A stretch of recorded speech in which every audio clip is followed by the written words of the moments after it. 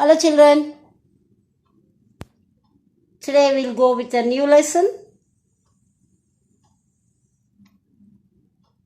Lesson 9, First Flight, class 10. So, today we are going to learn about a small girl, 8-year-old girl by name Vallikkannan, and in short she was called Valli. She was hardly 8 years old and very curious to know many things. She always used to stand in front of the doorway of her house and observe what was happening outside, as she had no friends or classmates of her age. So this title of the lesson, Madam Rides the Bus. This is written by Vallikkannan. I'll just give you the information about the author. Vallikkannan is the pseudonym of the famous writer R.S. Swami. Do you know what is the meaning of pseudonym? It is the false name of original name of the writer was R.S. Swami, like how they keep the pen name. It is a pseudonym, means false name, Vallikkannan. He was born in a village near Tirunelveli in Tamil Nadu on 12th November 1920 and died on 9th November 2006. He was a famous Tamil writer, journalist, critic and translator. He started writing at a very young age and had published 25 books by the time he turned 30. By 30 years, he has written almost 25 books. He wrote novels, poetry collections, plays and essays. He was awarded the Sahitya Academy in 1978 for his critical works on modern Tamil poetry. So now let us get into the introduction of the madam who rides the bus, that is Vallikkannan. The lesson Madam Rides the Bus is about a brave 8-year-old girl who had a strong desire and along with it the courage to fulfill the desire. She was very bold, hardly 8, but very determined. And the courage she shows and the planned way she carries out her actions we'll come to know. Before that, let me speak something about her. She liked gazing at the hustle and bustle of the street. A lot of disturbance at the noise when the people, vendors, everybody was moving. And her favorite pastime was the sight of a bus arriving and departing. The very important and the very favorite sight or the part was the arrival and departure of the bus that comes to that village. Thus, she developed a deep desire to travel by bus. Every day she was watching it. So there a small desire started and it became a strong desire. She decided she should travel by bus. For that, she needed all sorts of information about the bus journey. and the collection, the bus fare, and then plan it so that she could be back at home before her mother woke up from her afternoon nap. See how cleverly, intelligently she managed, she planned very, very accurately the time when mother takes a nap. By the time she decided that she should come back to home. Thus, the story brings us recounts of how innocently but responsibly Valliammai fulfilled her deepest desire and her experiences on the bus ride, and how an incident makes her realize the reality of life. Now let us get into the lesson, paragraph wise, and have an understanding about the lesson, Madam, and why the writer had given that kind of title to that. Let us see. Why did he mention it as Madam Rides the Bus? She's a very small, very young girl, but she is referred here to as Madam. So what is that? Who is that Madam, and what is that she has done on the bus? Let us see now from the lesson, Madam Rides the Bus, Vallikkannan. So before we start the lesson, there is something given over here. In this sensitive story, the 8-year-old girl's first bus journey into the world outside her village is also her induction into the mystery of life and death. So she was focused into a very rare experience of what is life while going toward journey, and then what is life, what is death, what happens to a human or an animal or whatever it is. So that she comes to know while she was going back to her village. She sees the gap between our knowing that there is death and our understanding of it. So now many a times you might have also traveled, and what are the things you will be observing? The same thing she was doing. Now let us see. There was a girl named Valliammai who was called Valli for short. She was 8 years old and very curious about things. Her favorite pastime was standing in the front doorway of her house, watching what was happening in the street outside. There were no playmates of her own age on her street, and this was about all she had to do. So now, we are coming to the story, into the story. There was a girl. What was her name? Valliammai. And what, in short, what she was called? Valli. How many years old she was? She was 8 years old. Very curious. She is interested in knowing. Quite enthusiastic to know the things that were happening around her. So what was her pastime? Did you come across in the paragraph 1? That her favorite pastime was standing in the front doorway of her house.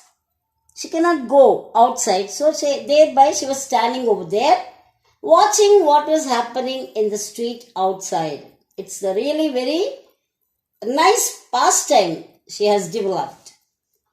Why she was standing over there? Can you just guess? Yes, very good. Yeah. Because it was given. What you said is right, my dear. There were no playmates, same age, on that particular street. That's why the only thing she could do was stand outside and watch what was happening outside the street. But for Valli, standing in the front door was every bit as enjoyable as any of the elaborate games other children played. Watching the street gave her many new, unusual experiences. So, but for Valli, maybe you're thinking that, what is that enjoyment standing over there every day, the same old thing. But she really was enjoying every minute, every second, whatever she was watching over there. And even the games that were played by the children in the street. So she has got unusual experiences and immense pleasure while she was watching all these things. The most fascinating thing of all was the bus that traveled between her village and the nearest town. It passed through her street each hour, once going to the town and once coming back. The sight of the bus filled each time with a new set of passengers was a source of unending joy for Valli. So, the most attractive thing for Valli Ammai was the bus. Very important thing, very fascinating thing for her. Of all the things was the bus that traveled between her village and the nearby town. So it was coming or passing through her street hourly, every hour. Okay, once it came to the town, some people used to board the bus, some get down the bus and again coming back to the village, to town and back, to and fro. And the sight of the bus and the filling each time with a new set of people, not all the time you'll see the same people getting into the bus or getting down the bus. It's not possible. So every time some change of faces, change of people. It was the unending joy for Valli. Day after day, she watched the bus and gradually a tiny wish crept into her head and grew there. She wanted to ride on that bus, even if just once. This wish became stronger and stronger until it was an overwhelming desire. Valli would stare wistfully at the people who got on or off the bus when it stopped at the street corner. Their faces would kindle in her longings, dreams, and hopes. If one of her friends happened to ride the bus and tried to describe the sights of the town to her, Valli would be too jealous to listen and would shout in English, "Proud, proud." Neither she nor her friends really understood the meaning of the word, but they used it often as a slang expression of disapproval. So now every day she was watching the same bus, that means the bus coming, and gradually a small, minute idea started somewhere in her mind. You know, when especially the boys, when they are just coming to a teenage, so they'll have certain, fascination towards riding a bike. Not bicycle, no, a bike. So they think, okay, they'll be asking, mother will say, no. But somehow they managed, and one fine day when my father was not there, he was left at home. And then mother was busy in the work, and then he'll take the key and just vanish out. In the same manner, a small thought came into the mind of Valliammai, and it started growing its size over there. A minute thing, gradually getting increased. What was that? The wish. What wish? Of riding a bus. That too, even just at least once, she wanted to go. This wish had become stronger and stronger until it was an overwhelming desire. What is that meaning here? Overwhelming desire. That means you need to say that she couldn't just control. It was taking her. That means it is empowering her. It's not allowing her to stay happily, peacefully. It is making every minute restless. Okay. So it has become really a very strong desire.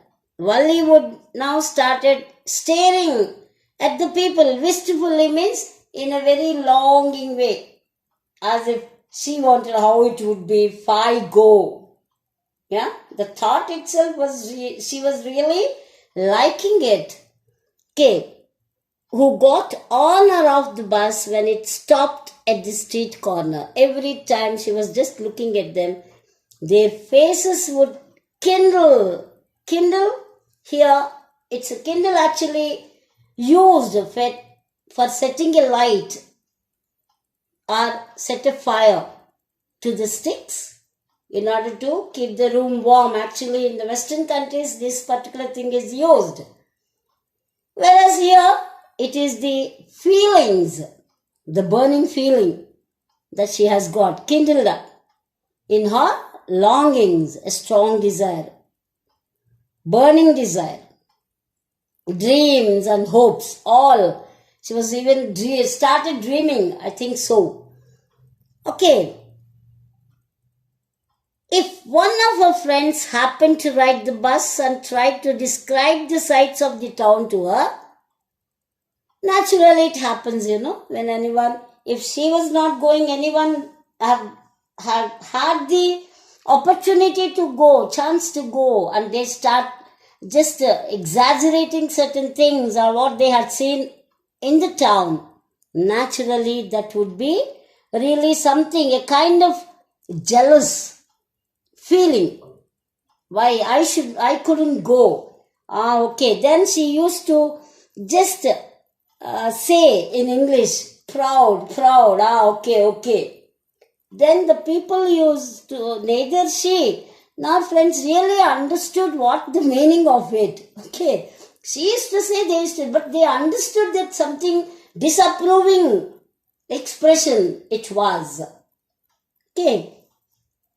Over many days and months, Valli listened carefully to conversations between her neighbors and people who regularly used the bus, and she also asked a few discreet questions here and there.